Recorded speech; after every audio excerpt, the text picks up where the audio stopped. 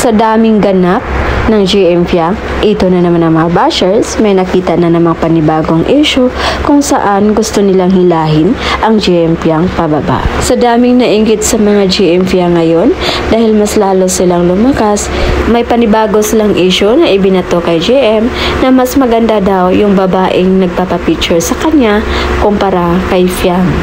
Mas disente daw tingnan yung babae kumpara kay Fiang. At bagay daw ito kay GM. Lahat na lang halos na makikita nila sa GM Fiang ay ginawa nilang issue para buwagin ang love team nila. Kahit supporters ni GM na gusto lang magpapapicture ay ginawan pa nila ito ng mali siya. Yes, we admit na maganda talaga ang babae, pero iba pa rin ang ganda ni Fiang. Iba pa rin kasi ang dating ni Fiang dahil sa sobrang lakas ng personalidad nito.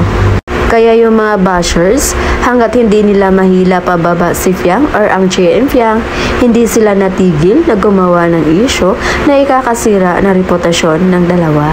At nakakalungkot lang isipin na baka dahil sa mga toxic na mga fans, yan yung maging rason para mag-iwasan yung dalawa.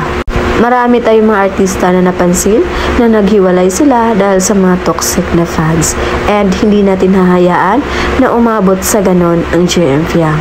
Na mas piliin na lang nila na layuan ng isa't isa o hindi magpapansinan para sa ikakatahimik ng lahat. At yun yung ayaw nating mangyari dahil sa panahon ngayon sa sobrang dami ng mga hindi magandang pangyayari, tanging ang GM Fiang na lang yung nagbibigay ng saya sa mga netizens.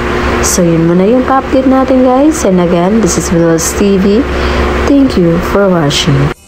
Am I really that much? Breaking these feels down like a hammer. You don't really